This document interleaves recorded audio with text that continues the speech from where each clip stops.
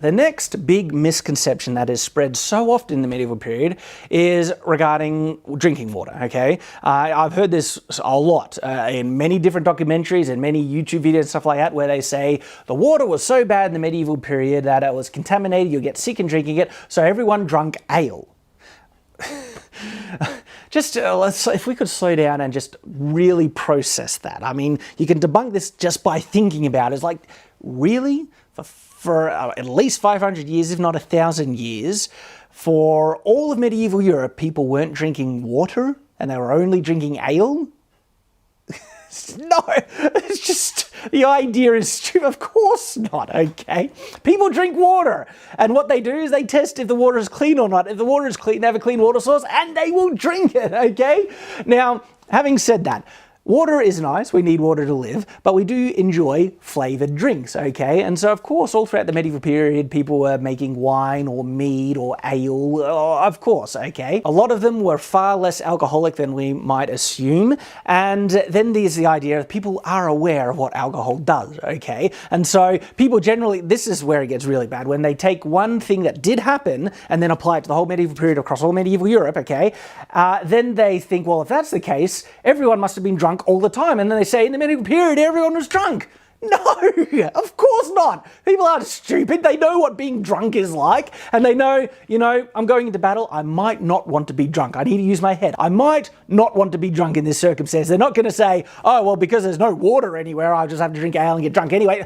No, and the other thing, even if the water is slightly contaminated, you boil it, okay? And then it's good for drinking. I mean, my goodness.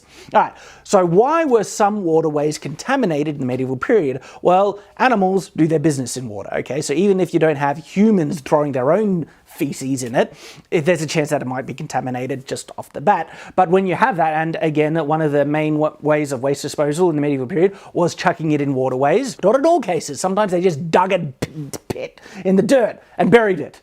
Problem solved, okay? And if they needed to create a kind of communal privy or whatever, they just dig really low, drop dunny or whatever, and do that. And they weren't always communal either. So this is a more recent video where they're always communal. No.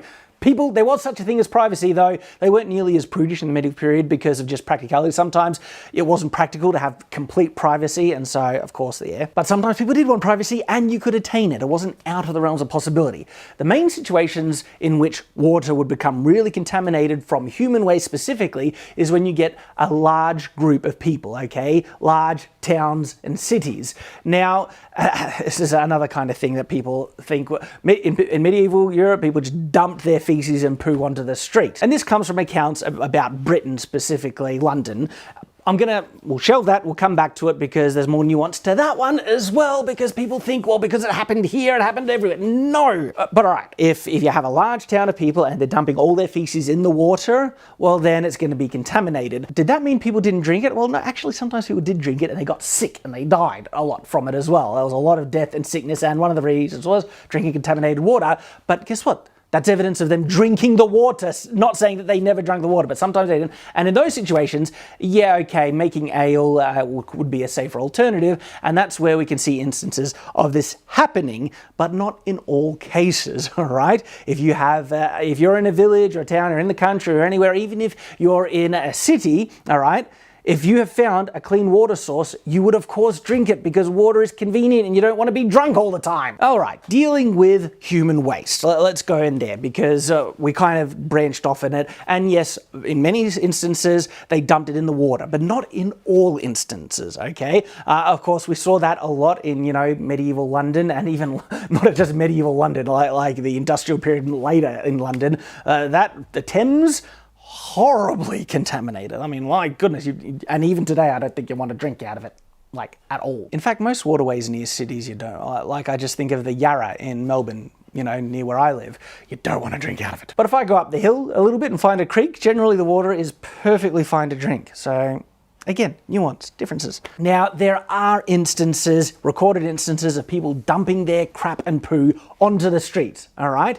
But not in every instance. And I have read of an account where people were charged, okay? It was a crime to dump feces on the street because these people are people, all right? There are a couple of things that you can do.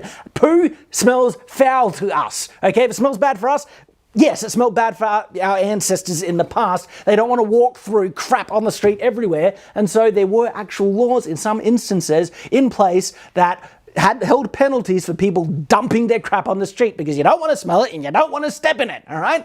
And so the instances are like, there is a street in London called SHIT Street, okay? Because obviously people ignored the law there.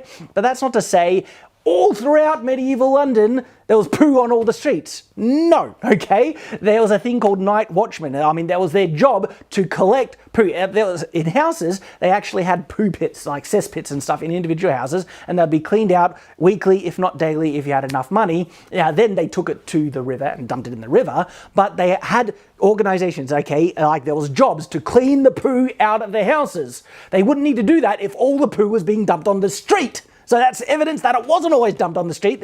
And the times when it was were those, more specific events that, of course, were it stood out more. You're going to notice a street with poo on it more than you notice a street without. And so people made note of it. It gets recorded. And then when we read about the modern day and everyone dumped poo on the street, no. It's just a couple of specific instances. And I'm quite confident it happened in many other places throughout medieval Europe and stuff like that where poo was dumped on the street in some places within different cities. But it wasn't a universal thing, okay? People don't like poo. They don't get it. They don't like stepping it. They don't like smelling it. They don't like getting it on their clothing, okay? Thanks for visiting the Shadlands, the place to find quick and easy to watch sword-related content. This video was a supercut or clip from a larger Shadiversity video.